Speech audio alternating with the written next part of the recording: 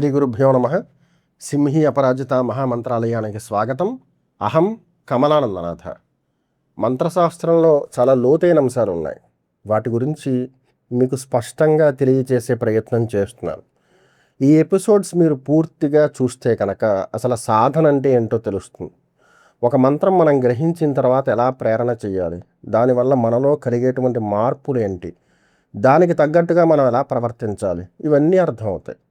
ఇలా కాకుండా ఒక మంత్రం చెప్పి ఋషి న్యాసాలు ఛందస్సు ఇవి చెప్పి అగన్యాస కరన్యాసాలు మూలమంత్రం గతంలో చేసిన ఇలాంటి కార్యక్రమాలు అవి దేనికోసం అంటే ఆ మంత్రం గ్రహించిన వాళ్ళల్లో చాలామందికి ఋష్యాది న్యాసాలు లేవు. దానికోసమే నేను అప్పట్లో ఆ ఎపిసోడ్స్ అన్నీ చేశాను. ఇది పూర్తిగా శాస్త్రానికి సంబంధించి కొత్తగా ప్రవేశించే వాళ్ళైనా ప్రవేశించి సాధనా క్రమంలో ఉన్న వాళ్ళకైనా అర్థమయ్యేటువంటి విధానాలు. అంటే మనం మంత్ర సాధనలో ఉన్నప్పుడు ఎలా ప్రవర్తించాలి, సాధనా క్రమంలో వచ్చేటువంటి మార్పులు ఏంటి, దానికి తగ్గట్టుగా మనల్ని మనం ఎలా మార్చుకోవాలి, ఇవన్నీ కూడా ఈ కార్యక్రమాల్లో మీకు అర్థమవుతాయి. నేను గడిచిన వీడియోలో కూడా చెప్పాను, ఏదైనా ఒక విషయ జ్ఞానం పెంచుకోవాలి అంటే కొంత సమయాన్ని వెచ్చించాలి. 2-3 నిమిషాల్లో పూర్తి సమాచారం లభించకపోవచ్చు. అందుకే ఈ కార్యక్రమాలు కొంచెం పెద్దవిగా ఉన్నా కూడా మీకు అర్థమయ్యే విధంగా స్పష్టంగా తెలియచేసే ప్రయత్నం చేస్తున్నాను. ఛానల్కి కొత్తగా వచ్చిన వాళ్ళైతే కనుక సబ్స్క్రైబ్ చేసుకుని ఛానల్కి సహకరించగలరు. ఇక మన ఫాలోవర్స్ వీళ్ళందరూ గోల్డెన్ ఫాలోవర్స్, ఎప్పటి నుంచో ఈ విభాగాన్ని ఆశ్రయించి చేసే ప్రతి వీడియో చూసేటువంటి వారు. వీడియో లైక్ చేసి హైప్ చేసి 10 మందికి షేర్ చేయండి. దానివల్ల ఛానల్ వృద్ధి అవుతుంది. శుభమస్తు. ఇక ఈరోజు టాపిక్ ఏంటంటే మంత్రం జీవం పొందే క్షణం ఎప్పుడు. అంటే మంత్రానికి చైతన్యం ఉంటుంది కదా, దానికి జీవం పొందడం ఏంటి? మనం సాధన చేసేటప్పుడు మనకది యాక్టివేట్ అవుతుంది మంత్రం. అలా ఎప్పుడు యాక్టివేట్ అవుతుంది అనే అంశం గురించి ఈరోజు తెలియజేస్తాను. గురువుని ఆశ్రయించాం, గురువు గారి సమ్మతితో ఆయనకి నచ్చే మనం మంత్రగ్రహణ చేసాం. ఇందులో చాలా రకాలు ఉంటాయి. మనం గురువుని ఆశ్రయించి నాకు ఆ మంత్రం కావాలని నేను రోజు ఆయన తినేసి ఏదో రకంగా ఆయన దగ్గర మంత్రాన్ని గ్రహించడం వేరు. ఆయన నాయన కూర్చో అని చెప్పి పిలిచి ఆయనకి నచ్చిన మంత్రం చెప్పడం వేరు. ఇందులో రెండో దానికి చాలా ప్రాధాన్యత ఉంటుంది. దానివల్ల చాలా పటుత్వం ఉంటుంది సాధన చేసేటప్పుడు. 2, గురువుగారు తన అభీష్టంతో నచ్చిచ్చారు కదా మంత్రాన్ని. ఇది చేసేటప్పుడు ఏదైనా చిన్న చిన్న పొరపాట్లు జరిగినా కూడా ప్రతికూలత ఉండదు. అది ఎప్పుడంటే కేవలం గురువు సుముఖంతో మంత్ర ప్రదానం చేసినప్పుడు మాత్రమే. మనం బలవంతం చేసి ఏదో ఆశ చూపించి ఆయన దగ్గర మంత్రగ్రహణ చేసామనుకోండి, ఆ మంత్రం పనిచేస్తుంది. కాకపోతే దానికి సంబంధించి జరిగే ప్రతి చిన్న పొరపాటుకి కూడా మనమే సమాధానం చెప్పాలి. అంటే దాని ప్రభావం యావత్తు మన మీదే పడుతుంది. అందుకే గురువుగారు అభీష్టానికి విడిచిపెట్టాలి ఏ మంత్రం మనం పొందాలి అనేది. ఆయనకి నచ్చిన మంత్రం మనకు అప్పచెప్తారు, అది త్వరితంగా పనిచేస్తుంది. చక్కని గురువుని ఆశ్రయించాం, గురువుగారి సమ్మతితో మంచి మంత్రాన్ని గ్రహించాం, దాన్ని సాధన చేయడం మొదలుపెట్టాం. ఈ సాధన మార్గం ఏదైతే ఉందో ఇందులో మంత్రం చైతన్యం పొందేది ఎప్పుడు, జీవాన్ని పొందేది ఎప్పుడు.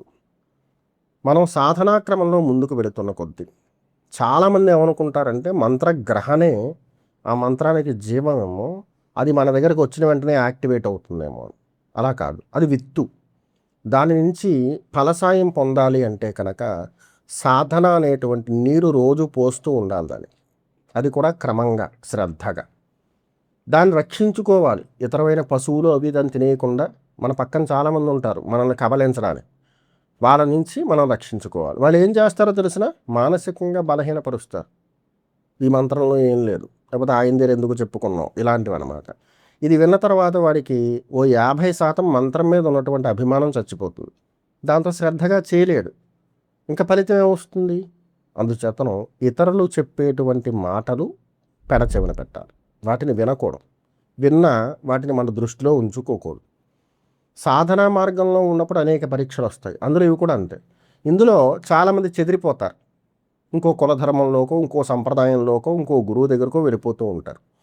మనకి సాధన చేసేటువంటి మార్గం సక్రమంగా తెలిసి ప్రేరణ సక్రమంగా చేసినప్పుడు మనలో ఈ కన్ఫ్యూజన్ ఉండదు.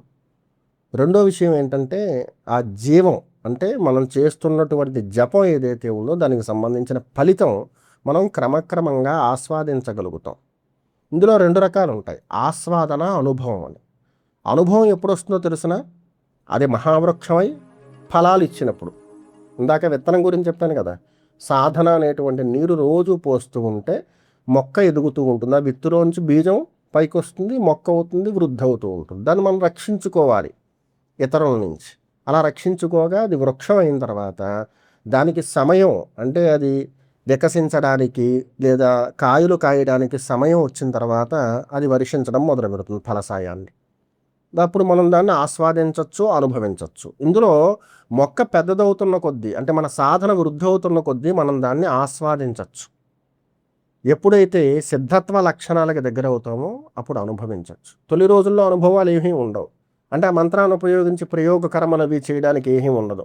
ఆస్వాదించవచ్చు. మనం ఈ మార్గంలో ఉన్నాం కాబట్టి, సాధన చక్కగా చేస్తున్నాం కాబట్టి దానివల్ల లభించేటువంటి ఫలితం ఎలా ఉంటుందనేది మనం ఆస్వాదించవచ్చు. అసలు మంత్రానికి సంబంధించిన జీవం పూర్తిగా ఎప్పుడు యాక్టివేట్ అవుతుందంటే పురస్చరణ పూర్తయిన తర్వాత. మంత్రానికి యథాశక్తి జపం గురువుగారు సూచిస్తారు. శతసహస్రాలు చేయనైనా, తర్వాత దాంట్లో తద్దశాంశం తర్పణం చేయి, తర్పణ సంఖ్యలో తద్దశాంశం హవనం చేయి, ఆ హవన సంఖ్యలో దశాంశం 10వ వంతు మార్జన, దాంట్లో 10వ వంతు సమారాధన ఆర్తులకి. ఇవన్నీ సక్రమంగా చేయి.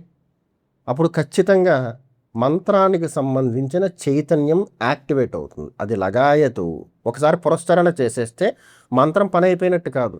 అది లగాయతు వినియోగించుకోవడానికి ఆమోదయోగ్యమైంది అని అర్థం. తర్వాత కూడా ప్రేరణ చేయాలి. తర్వాత కూడా గతంలో ఎలా సాధన చేశాడో అలాగే చేయాలి. ఎప్పుడైతే పురస్చరణ పూర్తయిన తర్వాత మంత్ర సాధనని గ్రహించి అప్పటిదాకా ప్రేరణ చేసినటువంటి మంత్రాన్ని నిర్లక్ష్యం చేస్తారో వాళ్ళకి క్రమక్రమంగా పటుత్వం తగ్గిపోతూ ఉంటుంది. ఒక ఆయుధాన్ని తయారు చేసుకోవడం పురస్చరణ, తర్వాత ప్రయోగ విధులు దాన్ని వినియోగించడం అన్నమాట.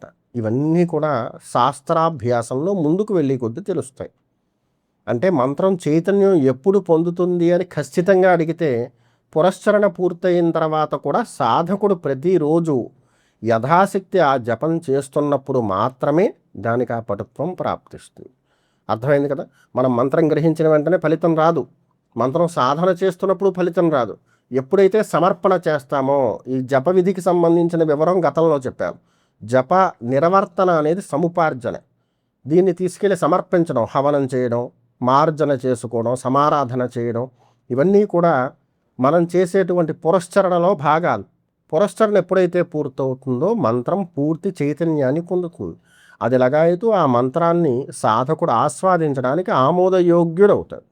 అర్థమైంది కదా. సర్వే జనా సుఖినో భవంతు. సింహీ అపరాజిత మహామంత్రాలయం. అహం కమలానందనాథ.